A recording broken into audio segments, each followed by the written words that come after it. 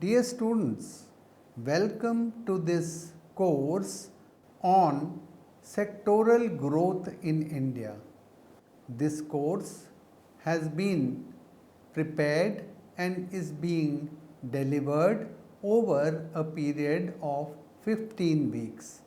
It has been designed and delivered with great care. Dear students, this course will give you an overview to begin with about Indian agriculture, the agricultural sector, also industrial sector and the services sector, which you know are the three main sectors of the economy. It will also cover through various discussions about the financial sector, the external sector, the foreign trade policy, and lastly the economic reforms, as well as a very important global issue, that is WTO. In the first week, we will be focusing on the role and the nature of agriculture. Basically, the cropping pattern and the institutional framework will be discussed.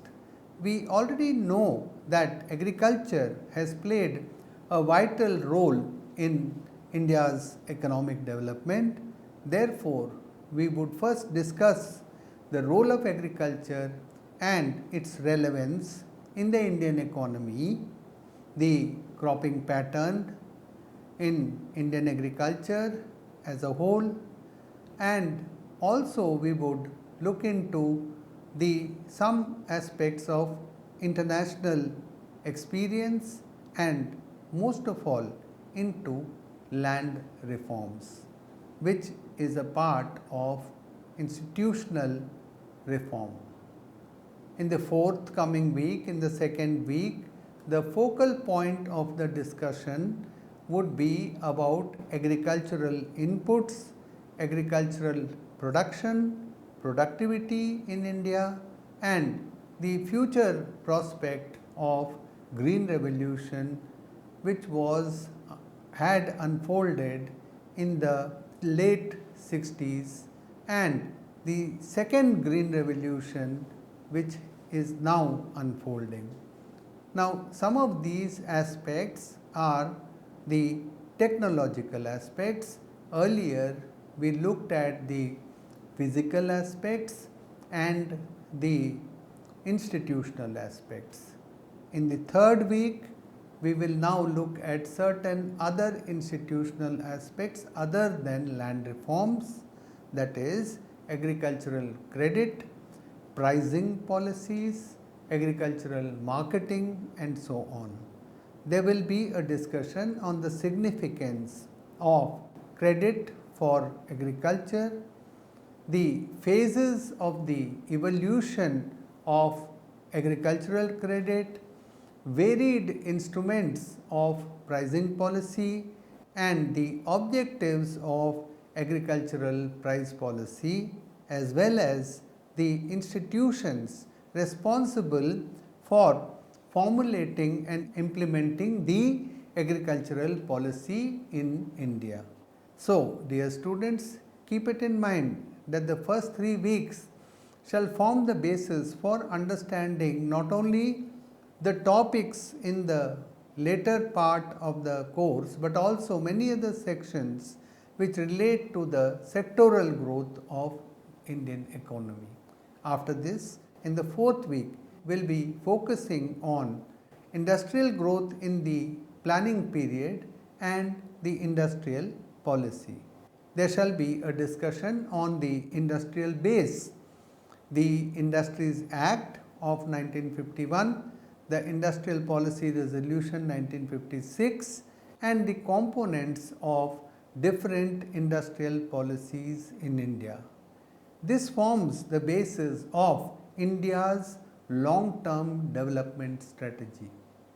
The major industries in India will be studied along with an emphasis on micro, small and medium enterprises in India. Also, the all important basic industries which were incorporated into the public sector enterprises will form a part of the discussion in week 5. We will first discuss various industries which includes iron and steel, cement industry, textile industry and so on, and learn about the status of different industries in India, the case for small scale industry in India, and the contribution of MSME sector, their problems and the policies which have been evolved to solve with these problems will also be understood in this week.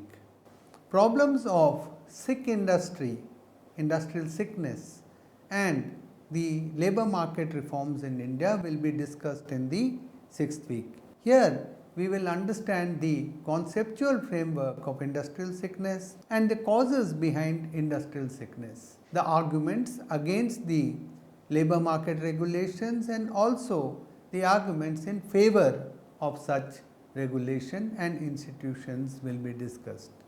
This is a very important aspect of the new reforms. In the next week, the 7th week, we shall make you more knowledgeable and have a better understanding about the services sector and also about price behavior, which is another important aspect of the Indian economy. You would know about the share of services in GDP, the share of services in employment, and understand the reasons for the kind of splintering growth that has taken place in the Indian economy, which means that manufacturers outsource non-core functions to other firms in order to keep the costs down, and the other reason being that the demand side impetus has been there, which has led to such a pattern of growth. You will also be familiar, you will be made familiar with the price behavior and inflation along with the trends in the general price level.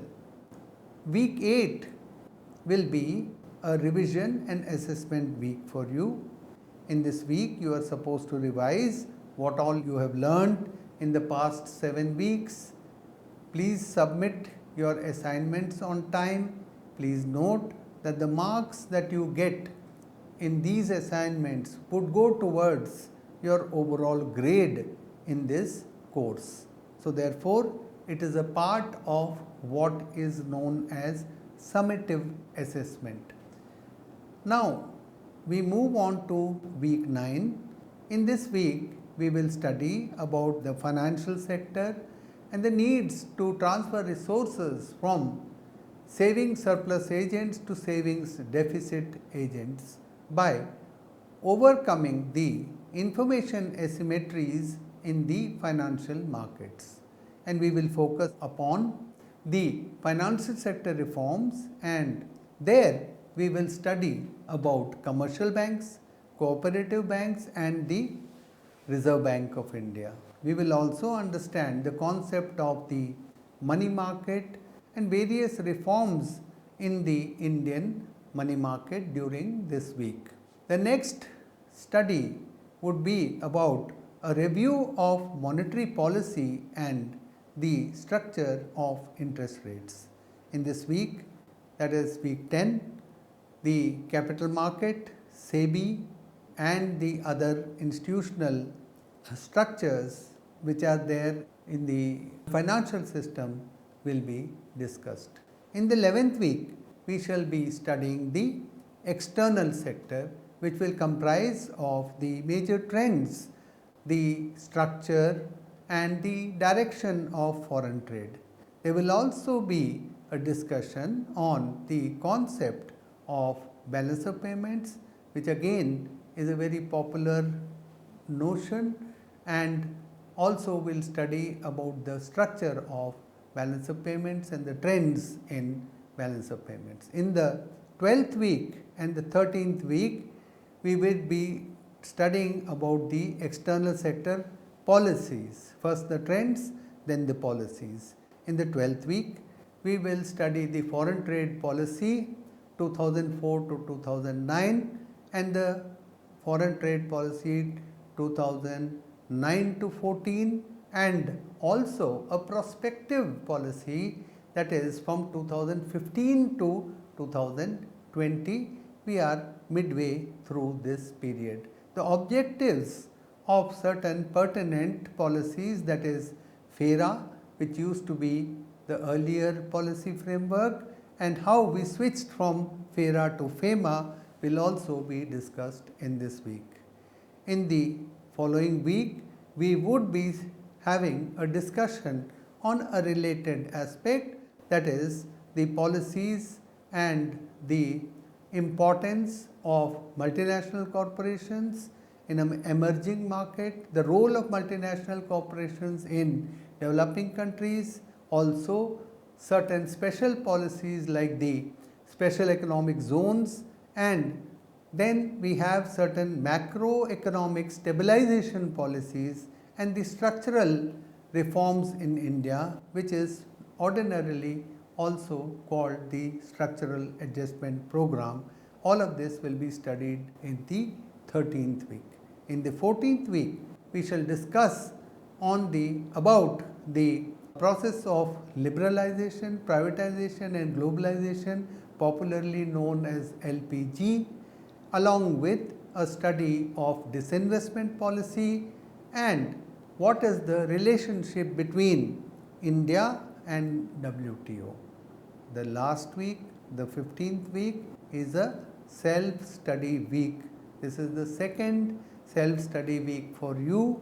In this week, you are supposed to revise the entire course, cover the entire syllabus, study and use all the study material, learn very well about the sectoral aspects of the Indian economy, study the details and try to think about the policies. So, after completion of this course, you would have a regular proctored examination, you would be intimated about it, about the details, the timing and so on.